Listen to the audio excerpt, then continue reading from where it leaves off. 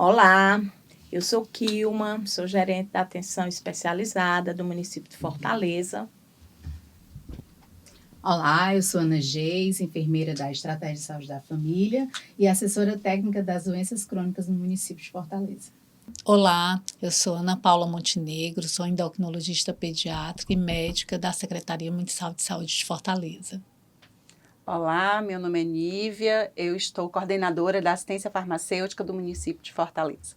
Estamos aqui hoje para falar sobre a transição da insulina NPH para a insulina glargina na atenção primária à saúde.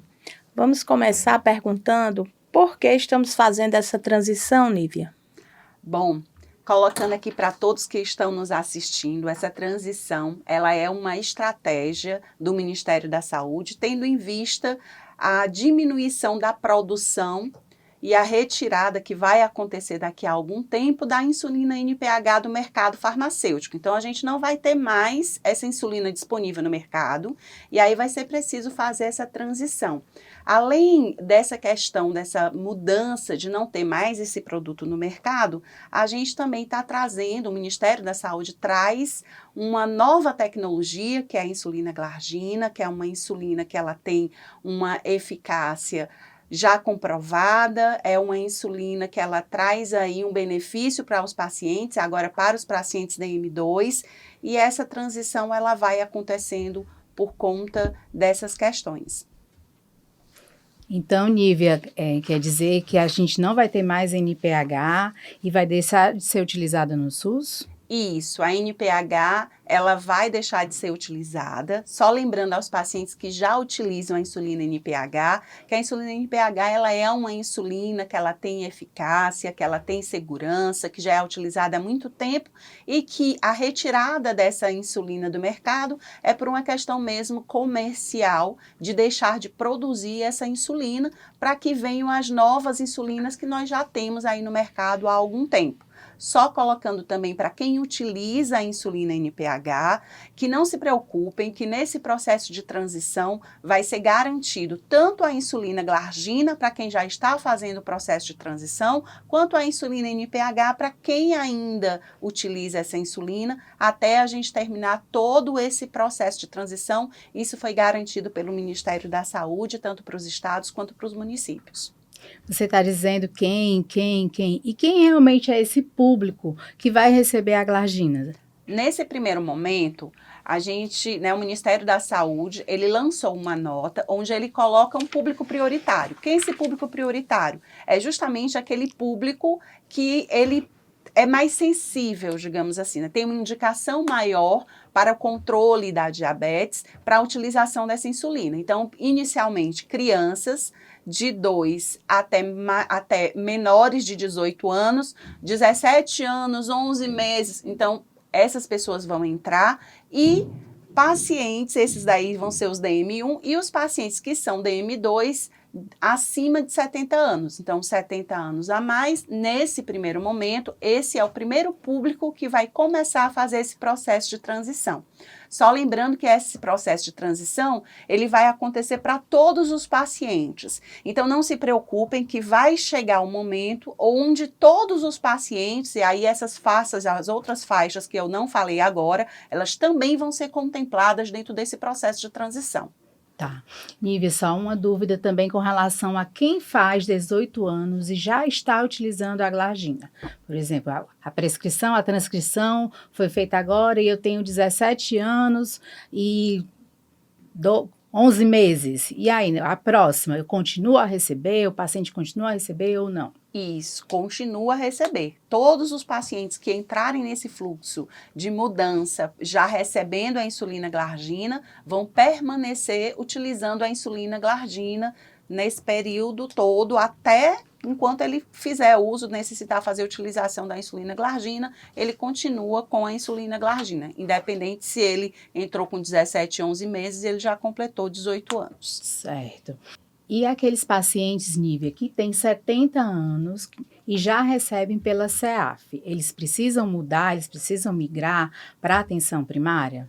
É importante essa pergunta, Geis, porque nós temos hoje pacientes que já recebem essa insulina glargina por outra forma, né, por outro componente da assistência farmacêutica, que é o componente especializado, que popularmente as pessoas também chamam de alto custo.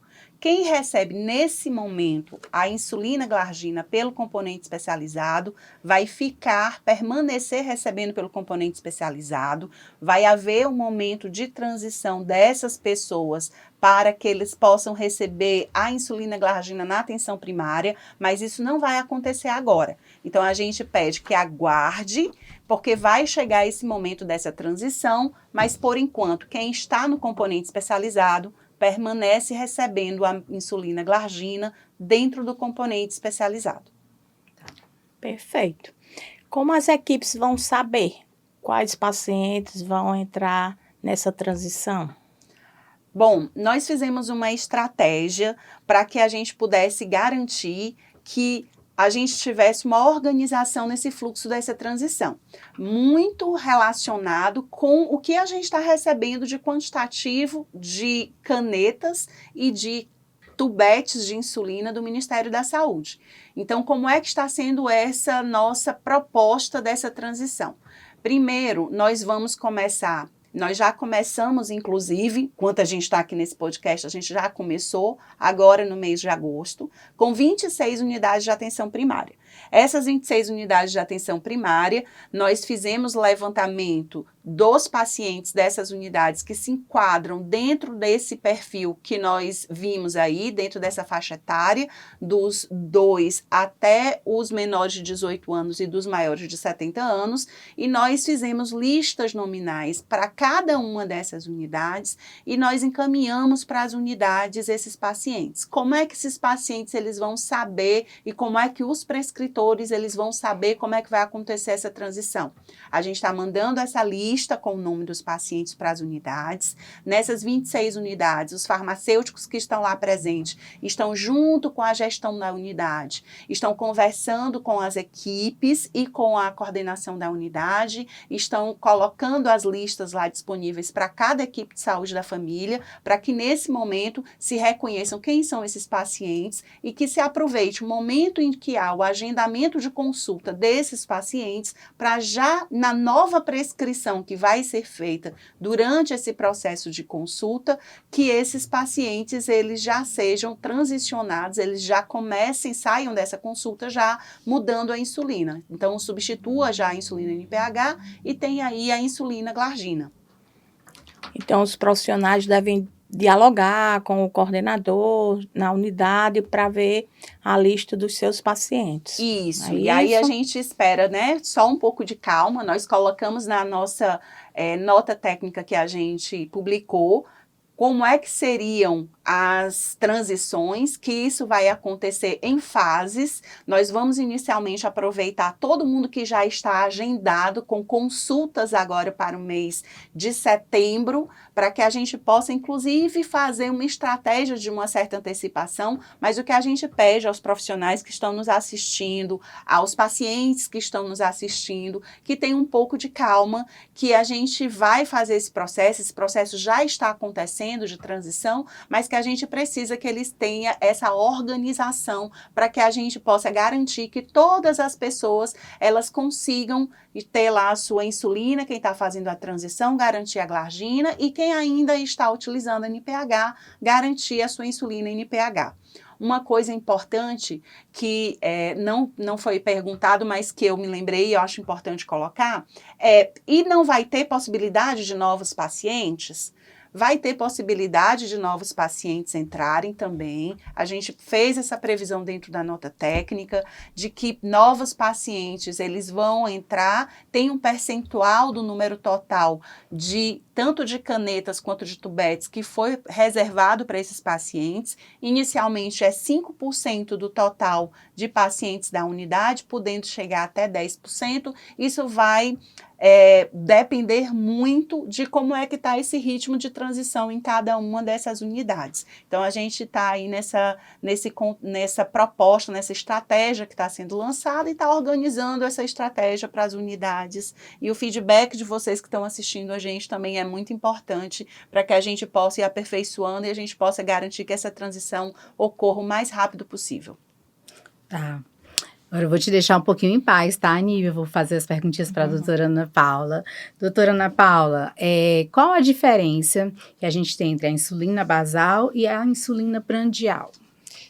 A grande diferença, a insulina basal, ela é uma insulina de ação prolongada. Ela tem o objetivo de estabilizar a glicemia de jejum entre as refeições e a glicemia noturna. E as glicemias pós-prandiais, que a gente chama as rápidas, ultras rápidas, o objetivo dela é manter o controle, é aplicar antes da refeição e controlar a glicemia que vai aumentar após a refeição. Então, a grande diferença delas é essa, da basal sendo uma insulina de ação prolongada. Doutora, e a glargina? Ela vai ser aplicada quantas vezes ao dia? Uma vez, 2 vezes, 3 vezes, pós-prandial? Me explique aí um pouco. A insulina glargina, como eu falei, é uma insulina de ação prolongada.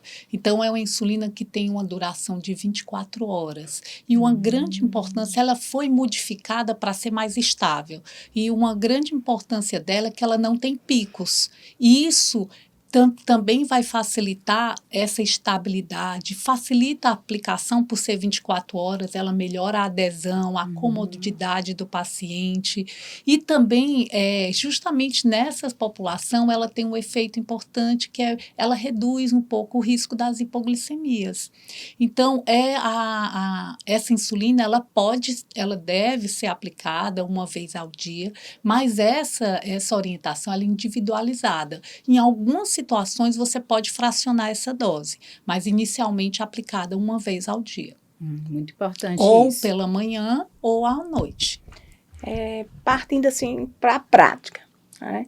Então, meu paciente faz uso de 20 unidades de NPH.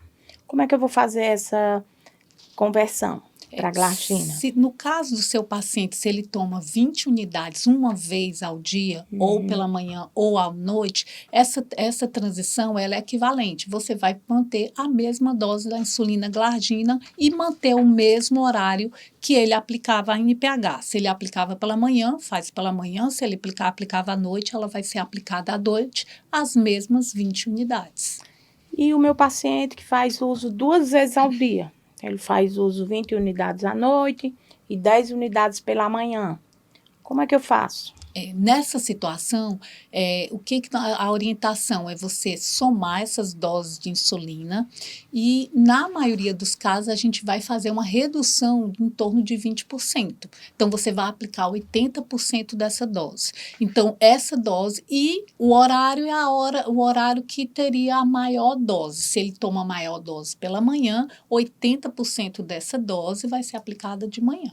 Se ele toma à noite, a maior dose à noite, ela continua à noite. Um exemplo, seu paciente toma 20 unidades e 10 unidades, são 30 unidades, você vai reduzir em torno de 20%. Então, vai usar 80% dela. Na prática, 24 unidades. Então, essas 24 unidades você vai aplicar ou pela manhã ou à noite.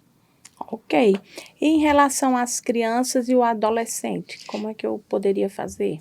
A criança e o adolescente, ela tem peculiaridades, né? Porque a gente vai usar a dose total de insulina diária. Então, as crianças, essas doses são individualizadas. A gente sabe que tem períodos da vida que ela necessita de mais insulina. Então, lactente é um cuidado especial, são doses menores. Pré-puberdade, outra dose, e a puberdade, que é um período que exige doses maiores. Então, mas no geral, a dose dessas crianças de basal é em torno, no máximo, de 40% a 50% do total de dose de insulina. Então, o que vai ser importante é você calcular a dose total diária de insulina e 40% a 50% vai ser em relação à basal. Em média, 50%. Nosso acompanhamento é maior no adulto que tem DM2, mas também chegam alguns pacientes que é DM1. E como é que a gente poderia fazer esse ajuste da dose ou até iniciar enquanto ele seria atendido na atenção especializada? A dose de início na criança no DM1 ou no adulto com DM1, vamos particularizar para o adulto com DM1. A dose média é em torno de 0,5 unidades quilo dia. Então, a metade, 0,25 unidade quilo dia vai ser de basal. Isso no adulto como geral. Mas esse acompanhamento ele é individualizado. Na criança também, a dose inicial, a gente vai iniciar com uma dose em torno de 0,5 unidades quilo dia e 50% de basal. E a partir daí do monitoramento, do acompanhamento, essa dose pode aumentar ou diminuir de acordo com cada paciente. Ok. Nívia, voltamos para você. E aqui no município de Fortaleza, essa transição vai ser feita lá na atenção primária, lá no posto de saúde. E aí, quem vai fazer essa transição? Tem que passar pelo especialista, pelo endócrino primeiro para fazer essa transição? Ou o médico da estratégia de saúde da família vai fazer essa transcrição com tranquilidade? E os enfermeiros, como é que a gente fica nessa questão também? Pronto. Os médicos da estratégia de saúde da família são eles que vão fazer esse processo de transição. É por isso que é importante aqui tudo que a doutora Ana Paula está colocando, de todas essas informações, as notas, né, e a secretaria ter esse momento e ter estratégias de justamente deixar disponível momentos de educação permanente para que esses profissionais eles se sintam seguros, para que eles possam fazer esse processo de transição. Então, vai acontecer com os médicos da estratégia da saúde da família, durante a consulta que é feita no agendamento que já está feito dentro da unidade. E em relação à questão dos enfermeiros, os enfermeiros, como eles já fazem a primeira dose, nesse processo de transição ela é feita pelo médico e as seguintes no monitoramento, o enfermeiro vai fazendo esse processo de acompanhamento aí. Colocando também que é importante nesse momento ter um acompanhamento farmacoterapêutico. Nós temos, pelo menos nessas 26 unidades que eu falei, farmacêuticos lá. Então, é importante também ter esse acompanhamento de monitoramento mais de perto para poder fazer essa avaliação nessa mudança. Né? Acho que a doutora Ana Paula depois pode até colocar algumas coisas em relação à segurança nesse processo. É um processo seguro, mas como todo processo de transição de um medicamento, a gente precisa ter um monitoramento até que esse paciente ele esteja estável. Aí eu queria até colocar, não sou perguntadora nesse podcast, mas para a doutora Ana Paula, se tem alguma diferença, doutora, em relação a como a gente tem agora, né, uma outra insulina em relação ao local de aplicação. Os locais de aplicação continuam o mesmo? Tem alguma orientação mais especial em relação ao local de aplicação da insulina glargina comparado com a insulina NPH por questão de absorção? Ou então as recomendações dos locais continuam os mesmos? Não, nenhuma mudança. Os locais continuam os mesmos, né? Então, a troca da glargina para a NPH, ela não muda os locais de aplicação. Então, os pacientes são orientados e mantêm os mesmos locais de aplicação, né? Nívia, em relação à dispensação, assim, em termos de caneta, quantas canetas, o tempo, como é que vai ser? É a mesma lógica da NPH? Há pouquinho tempo atrás, né? Então, assim, no ano passado a gente começou uma transição em relação às canetas de insulina, trocando canetas descartáveis por canetas permanentes. E essa estratégia de mudança, de transição da glargina, ela também vem com uma caneta permanente. Então, os pacientes, eles vão fazer essa substituição dessa caneta. É importante frisar que a caneta da glargina, ela vai ser utilizada com o tubete da glargina. Ah, mas eu tenho uma caneta, né? O paciente pode dizer, mas eu tenho uma caneta aqui que é a caneta da NPH. Eu posso botar o tubete na caneta da NPH? Isso não é recomendado. É recomendado que a caneta que seja utilizada seja a caneta que vai ser entregue em relação à glargina. Em relação à caneta NPH, a recomendação do Ministério é que o usuário ele guarde aquela caneta em casa. Então, a gente, nesse momento, não vai fazer esse recolhimento em relação a essas canetas e cada paciente ele vai, então, lá na farmácia, fez a prescrição, vai lá na farmácia, vai receber uma caneta, vai receber os tubetes que foram prescritos de acordo com a prescrição médica que foi feita e vai receber as agulhas das canetas de insulina, como isso é feito nas quantidades lá que a gente geralmente distribui. No caso das agulhas, é uma por dia que a gente faz essa distribuição. E no caso dos tubetes, de acordo com prescrição, no caso da caneta, uma caneta para cada paciente. Essa caneta, a recomendação dela é 3 anos de utilização dessa caneta e que aí a gente vai depois falar um pouquinho como é que a gente precisa conservar, como é que a gente tem que ter, os cuidados que tem que ter para que essa caneta ela dure esses 3 anos, né? Então, Nívia, deixando bem claro, não, a pessoa não vai receber uma caneta todo mês. Não.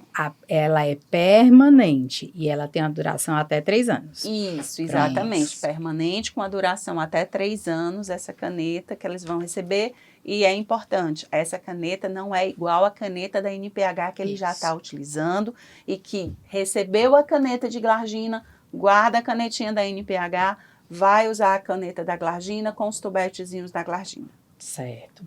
E aí a gente vai aproveitar e vai começar a falar sobre conservação, né? Doutora Ana Paula, como é que fica essa questão da conservação? Como esse usuário na unidade, né, na sua casa, vai conservar essa insulina, essa caneta? Como é que ele vai fazer? Tire essas dúvidas para a gente, por gentileza. O importante, a gente até pode usar, o usuário vai receber o tubete, né, do cartucho da insulina glargina. Esse cartucho que não está sendo utilizado, ele deve ser guardado na geladeira, numa temperatura de 2 a 8 graus.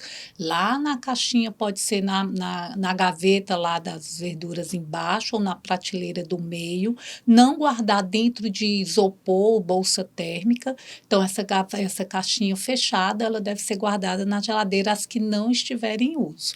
Certo. As que estiverem em uso, que elas vão ser colocadas dentro da caneta, né? A gente já pode até usar, olhar. Ela vai ser colocada dentro da caneta.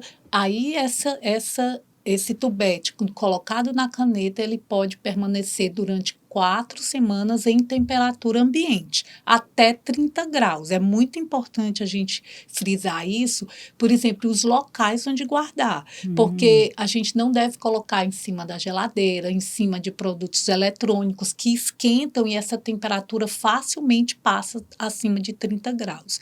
Então, é lembrar que ela pode ficar em temperatura ambiente até 30 graus, guardada na caneta. Certo. E como conservar essa caneta? Então, Quais a são as caneta, dicas? se ela não estiver em uso, não precisa guardar na geladeira, tá? Então, na verdade, em momento nenhum você vai guardar a caneta na geladeira, você vai ficar em temperatura ambiente. Às vezes ela já recebeu essa caneta, não está em uso, vai guardar na geladeira. Não, não precisa. E o cuidado é mantê-la sempre limpa, usando um pano seco mesmo e manter a limpeza. Não passar álcool, não lavar. Então, esse é o cuidado que a gente tem que ter com a caneta. Certo.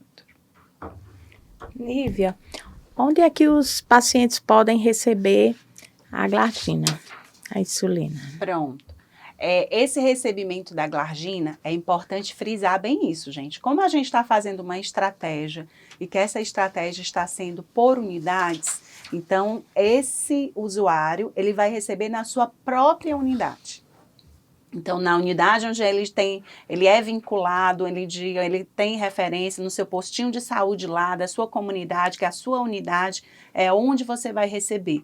Quando você chegar lá para consulta, nesse processo de descentralização, já tendo o seu nome lá disponível lá na farmácia, todo o processo vai acontecer dentro da sua própria unidade. E aí, reforçando também para os profissionais de saúde. Nesse momento, a gente pede que vocês aguardem, porque esse processo de transição vai chegar nas 134 unidades de saúde do município. A gente vai fazendo isso de acordo com o estoque que a gente vai recebendo. E nesse momento, não adianta encaminhar paciente para eu vou mandar para a unidade tal.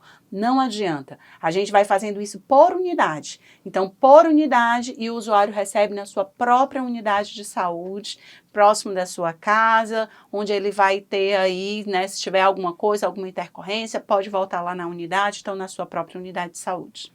Ok, então ele fez a consulta, Então, do jeito que ele receberia a NPH e a regular, ele agora vai receber a glargina. Exatamente, recebe a glargina lá na sua unidade. Importante, gente, frisar uma coisa que a gente sempre coloca, né? E que a doutora Ana Paula acabou de falar em relação à questão da conservação da insulina. Então, quando ele recebe esse tubetezinho, que ele está lá armazenado lá na farmácia, dentro da geladeira, é importante que até ele, como é que ele vai fazer esse transporte até chegar à casa dele? É importante que ele tente levar o isopor com a bolsinha térmica para colocar esses tubetes para poder chegar até em casa. Porque a gente sabe que às vezes o paciente, não, eu vou pegar minha insulina e aí o paciente vai passear, ou o paciente tem alguma coisa para resolver, aí vou só passar aqui. E aí você fica muito tempo com essa insulina, né, transportando essa insulina nessa temperatura. Nós estamos nesse período, e aqui, né, em Fortaleza nós temos períodos de alta temperatura quase o ano inteiro, então é importante frisar isso. Tanto é importante o armazenamento em casa, como a doutora Ana Paula colocou, como é importante essa questão do armazenamento correto durante o transporte dessa insulina, quando você recebe na unidade de saúde até chegar na sua casa. Tá bom, Nívia, muito importante essa sua fala. E aí a gente vai falar sobre monitoramento. E aí eu queria ouvir das duas, né? Tanto a parte do monitoramento do paciente, quanto, Nívia, essa questão do monitoramento que eu estou vendo que a coordenação da assistência farmacêutica, ela está bem empenhada em organizar, em deixar muito tranquilo e muito transparente essa troca. E eu queria que você falasse um pouco também sobre isso. Isso. O Ministério da Saúde, nessa estratégia, ele está acompanhando todos os municípios do Brasil nesse processo de transição. Justamente porque essa proposta desse processo de transição, ela vai ser possível de evoluir, e evoluir quando eu falo que é passar para outras faixas etárias, por exemplo, à medida em que a gente vai conseguindo, nessa primeira faixa etária, já fazer a transição de todos os pacientes que usavam NPH para agora usar glargina.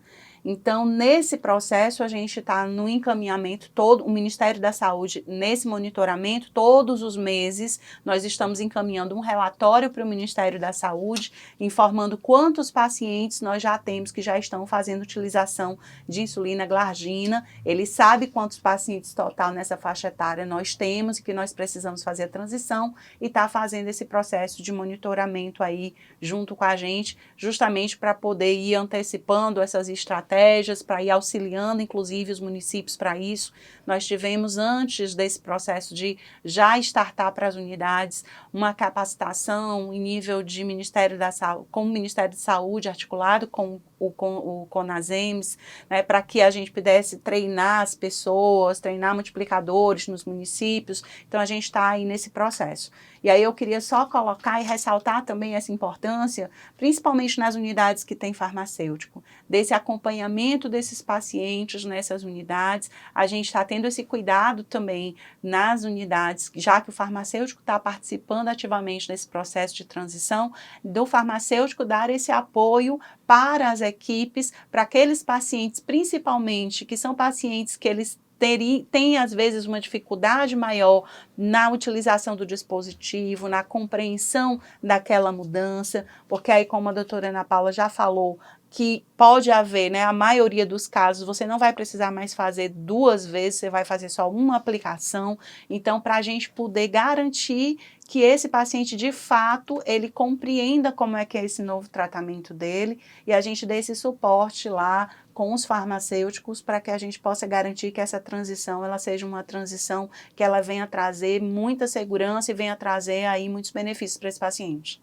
Eu até reforço e pego aqui um pouco a fala, e que é o mais importante eles entenderem que a gente está fazendo uma troca de insulina basal. A NPH e a glargina são 2 insulinas basais. Então, o nosso monitoramento, quando a gente está falando da parte médica, o nosso monitoramento é o monitoramento com a glicemia capilar, né? Então, a gente vai fazer o monitoramento da dose da glargina, dessa substituição, no caso, com a glicemia de jejum. né? Porque é onde a gente vai ter essa mudança mais importante. E esse monitoramento é feito com a glicemia capilar. Então, a partir do momento que a gente faz um ajuste, que a gente faz uma modificação, o ideal é que daqui a 3 dias a gente reavalie esse paciente e avalie esse controle glicêmico e principalmente avalie se tem o principal sintoma, que é a hipoglicemia, o cuidado que a gente tem.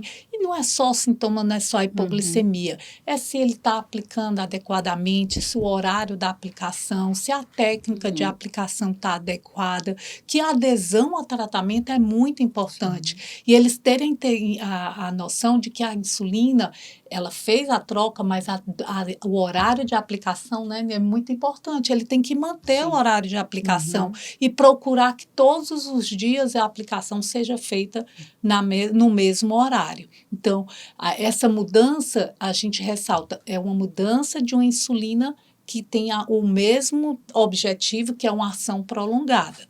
Mas, reforço, a glargina é uma insulina que não tem pico e ela vai ter aí algumas vantagens em relação à NPH. Ana Paula, em qual situação o médico, o enfermeiro poderia pensar que aquele paciente precisaria fazer um ajuste da medicação, da insulina?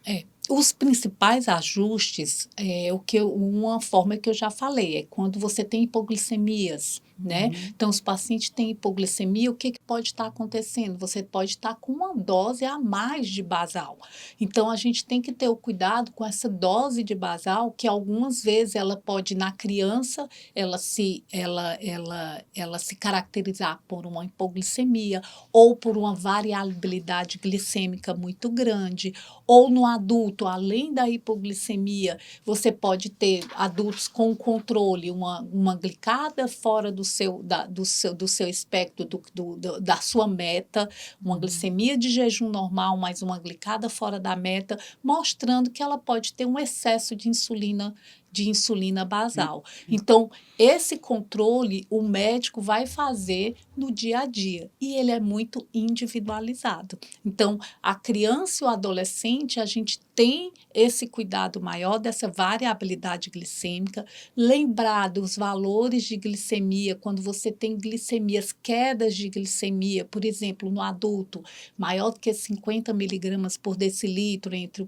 a glicemia da noite e o do dia anterior. Já na criança, essa queda é um pouco menor, até 30% de uma queda de glicemia noturna, 30 miligramas por decilitro, ela é um sinal de cuidado, né? Então, esses valores, o médico eles tem que estar atento.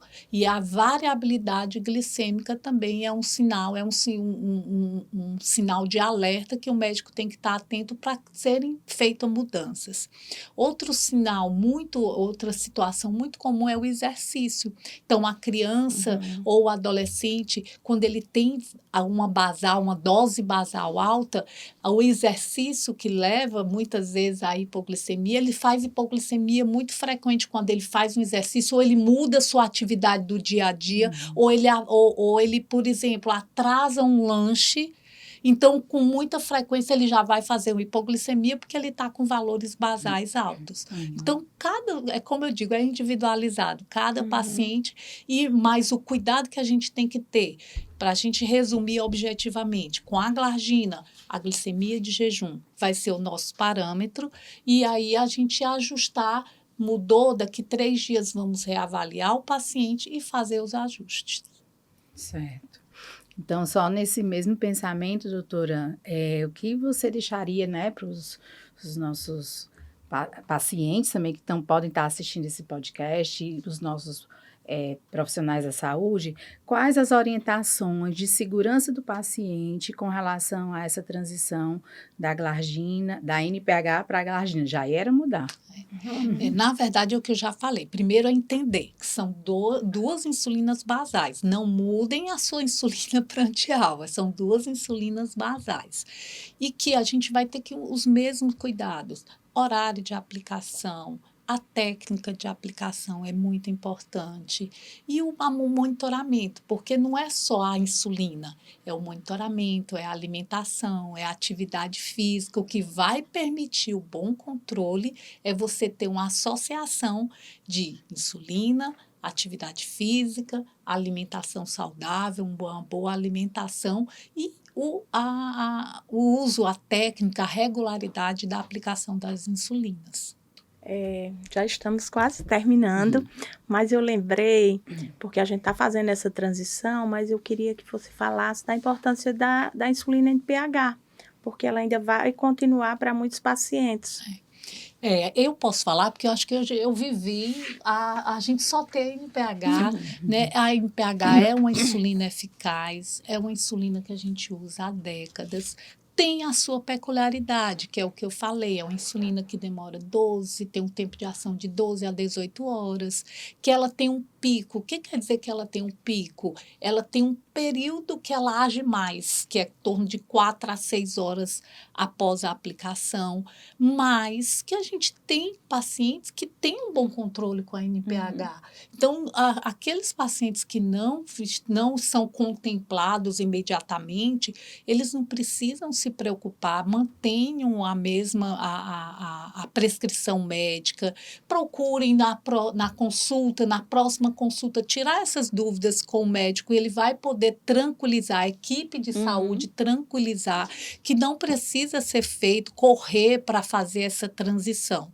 Na verdade, esse público-alvo, que são as crianças acima de 2 anos, menores de 18 anos, idosos, elas é uma população mais vulnerável, né? Então, eles foram eleitos, no caso, porque são pacientes, principalmente, que têm mais riscos de complicações, como a hipoglicemia. Então, essa estabilidade da insulina glargina, ela vai facilitar, ela, como eu falei, melhora. Se a gente pudesse, trocaria para todo mundo rapidamente, mas a gente não pode esquecer da importância e que a NPH é uma insulina eficaz. Mas a gente tem que conhecer, como a família tem que conhecer o perfil de ação de todas as insulinas, não só da NPH, não só da glargina, mas da regular, de uma ultra rápida. Quando a gente está usando uma insulina, a gente tem que entender o perfil de ação dela e como ela vai se manifestar. Então, acho que o importante é isso, é entender esse perfil de ação. Bom, eu queria, na realidade, fazer uma pergunta, né? Deixar assim uma pergunta para a doutora Ana Paula. Em relação à questão dos pacientes, né, muitos profissionais de saúde estão ouvindo a gente nesse momento, em pacientes que são resistentes, sabe, doutora Ana Paula? Porque a gente ainda tem, por exemplo, paciente resistente que ainda está no frasco e que a gente ainda tem um quantitativo de mais de 2.000 pacientes nossos que ainda usam frasco porque não querem trocar para caneta permanente. E aí agora a gente já está numa outra transição, que é a transição da insulina NPH para a glargina. Que mensagem você colocaria assim para os colegas, né, os profissionais médicos, a equipe de saúde lá apoiando, para esses profissionais que vão ter essa dificuldade de conversar com esses pacientes resistentes em relação a essa questão dessa mudança? Tem assim alguma dica que poderia deixar para eles? Eu acho que toda mudança ela é encarada de uma forma de acordo com cada paciente. A gente tem os adolescentes que adoram, né, mudanças, tecnologia, e tem outros pacientes, de acordo com a idade, que são mais resistentes. Eu acredito que eu volto para cada caso, é um caso. Se ele está bem controlado, ainda com o frasquinho, com a sua seringa, talvez não seja esse momento agora da gente mudar, mas aí a gente está conversando, cada consulta apresentando, na hora que esse paciente se sentir seguro de fazer essa transição, a gente está ali para apoiar. Mas também acho que não deve ser imediatamente impor uma mudança. Acho que, no caso, a gente tem que entender. E a equipe multidisciplinar, o médico, o enfermeiro, o farmacêutico que está ali atendendo, e a atenção básica, ela tem muito disso, ela conhece muito o paciente, né? Sim. Então, essa é a principal característica da atenção básica, a gente conhecer, o paciente estar ali próximo e ter essa proximidade para, na hora que ele se sentir seguro, a gente fazer a transição. Eu acho que assim a ideia, porque tem uma nota técnica, né, que vai contribuir com o que a gente está hoje dialogando, e para o paciente é dar segurança para essa Exatamente. transição. Isso. Porque o paciente, quando ele fica seguro do que o profissional, o médico de família, o enfermeiro, a equipe passa para ele, então ele faz a adesão mais fácil. Uhum. E eu queria saber, Nívia, minha última pergunta.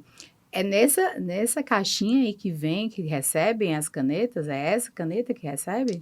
Isso, né? A doutora Ana Paula vai fazer uma demonstração já já aqui com a caneta, e essa é a caneta que a gente está distribuindo, que a gente para a glargina, e essa daqui é o tubetezinho, ele vem dessa forma, né? Tubete que a gente também está recebendo do Ministério. Então, vocês vão receber essa canetinha azul, vocês vão receber esse tubete e vão receber também as agulhas, né? Então, vão receber as agulhas que vocês vão trocando aí, uma agulhinha por dia vocês vão receber.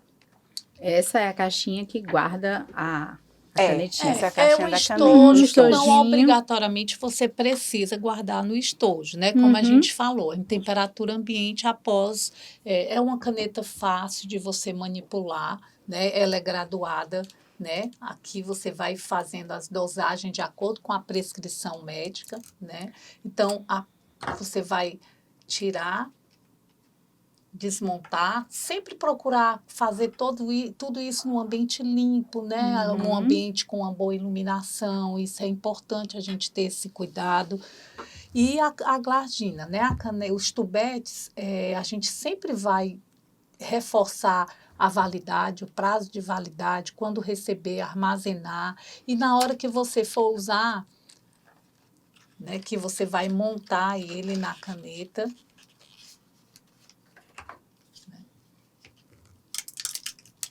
Vamos ver aqui a forma mais. Se você facilita, né? Quando você vai colocar. Então, esse é o tubete. O que a gente tem que lembrar? Que aqui é onde o êmbolo vai empurrar, né? Então, a gente vai acoplar, certo? Nessa posição. E você procura encaixar direitinho, ó. Não tem resistência, né? Então, você colocou o seu frasco dentro da caneta, certo? Aqui você vai colocar a sua agulha, certo? Então, mesma coisa, ter sempre um ambiente, você retirou, você vai acoplar a sua agulha. Quando você sentiu que ela está fixa, então, ela está pronta para o uso. Certo? Então, você vai colocar a sua dose de acordo com a prescrição, você vai tirar e usar. Ela é muito fácil, a caneta facilita muito, né, para a gente, a caneta, do que a seringa e tudo. Então, quando os pacientes, eles não têm muita rejeição, porque é muito boa, né, usar uma caneta. Então, a aplicação, ela é muito tranquila. Então, você terminou, né, terminou o uso, você vai... No outro dia, você vai trocar, descartar, né? E trocar a agulha.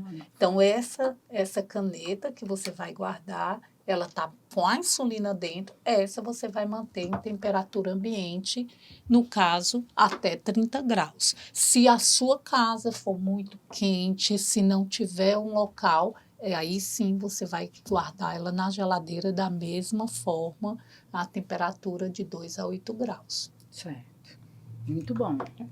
Ok. Pode finalizar aí.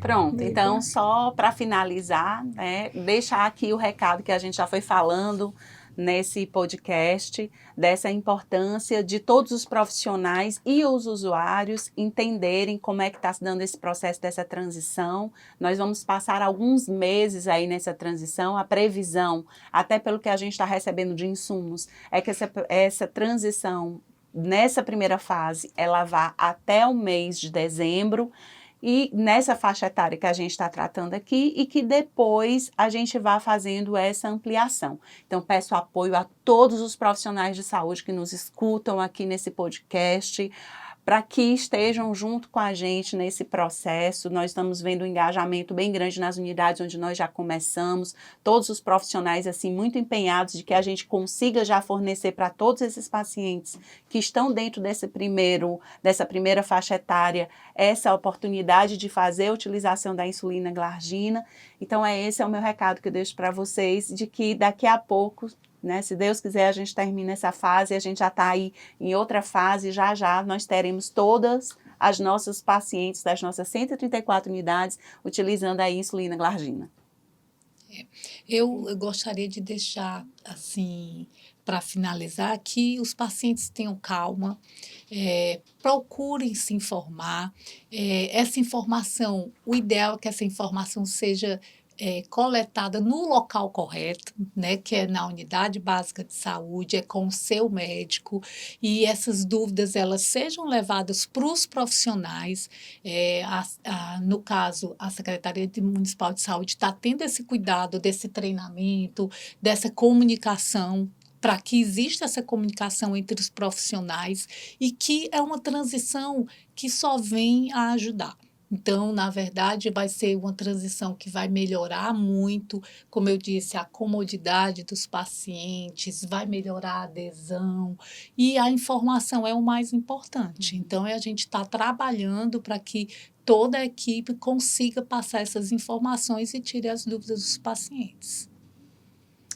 Eu queria só deixar a minha mensagem, dizer que foi um prazer, né, também estar aqui hoje com vocês, escutando, debatendo e realmente pensando assim, em como melhorar a vida do nosso paciente, do nosso usuário com DM1 e DM2 também, né, nas nossas unidade de saúde, e está nessa capacitação realmente permanente dos nossos profissionais, que isso também é muito importante para nós que estamos à frente das condições crônicas de Fortaleza, né?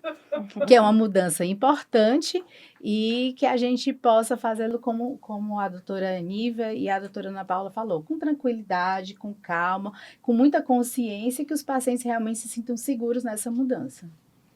A minha mensagem é que nossa transição seja realmente segura, seja programada, organizada, e que esse momento seja realmente aproveitado para os pacientes, para os profissionais, e que estamos juntos para que essa transição ocorra da melhor forma possível.